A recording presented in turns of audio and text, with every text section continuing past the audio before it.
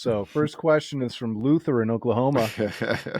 Um, are there any 90s bands or artists whose music you appreciate now but didn't connect with during the actual decade? What changed your mind? I'll let you go first on this one, Andrew.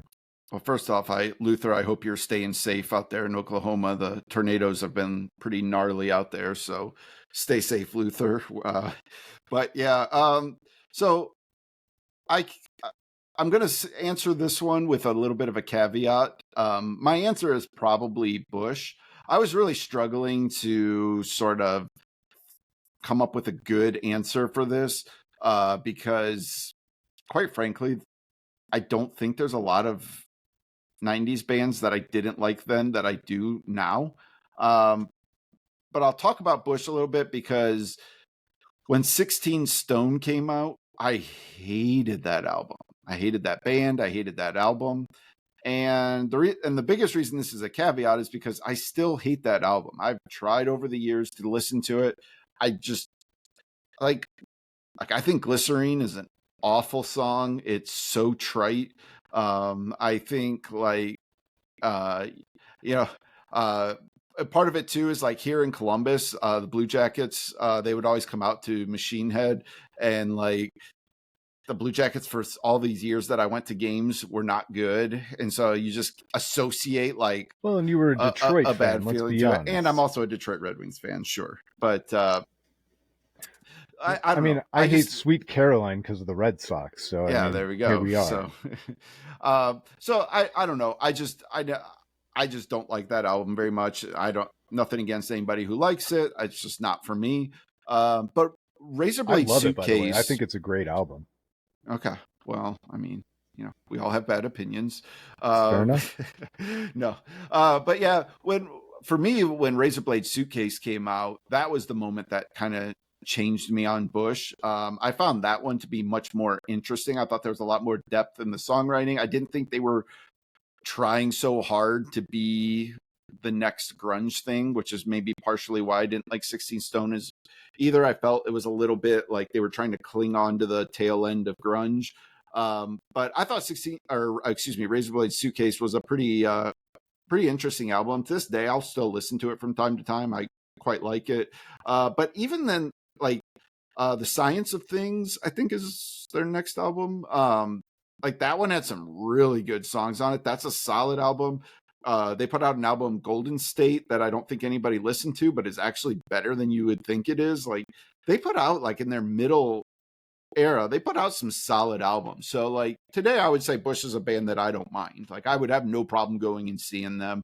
I know they would play a lot of the songs I don't care for as much, but that's cool. Like I think they're a pretty decent band, and that's kind of one that I've come around a lot more on today.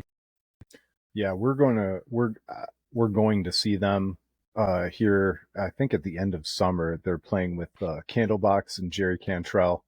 And Yeah. honestly, I'm more excited for the openers, but Bush has been really um, and all right, let's be honest, it's Gavin Rosedale and a backing band at this point, but Yeah. they've aged pretty well, I think, actually, Hmm. as the music. I understand your opinion about Glycerine as well. I wouldn't expect anybody.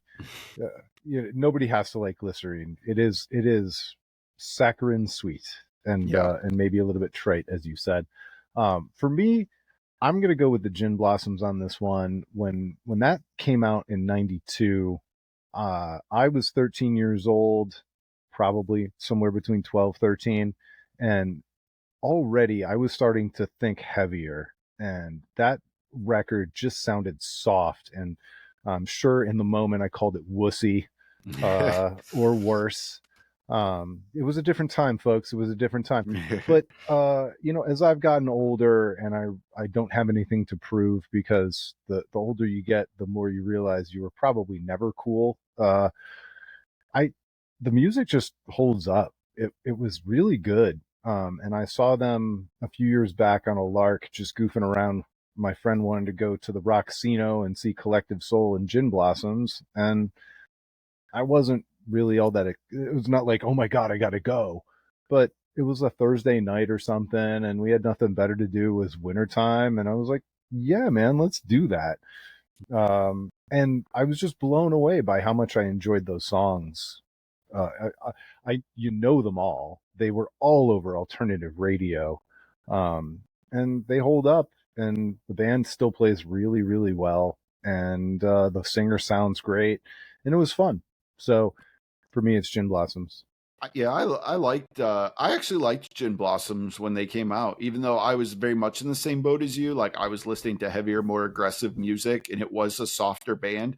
But there's just something so infectious about it that like I was hooked on it. Like I mean, I didn't sit there and like listen to that album front to end all the time, but like if Hey Jealousy came on the radio, you better believe I was cranking it up and singing it at the top of my lungs. Like I was in on Gin Blossoms. Yeah.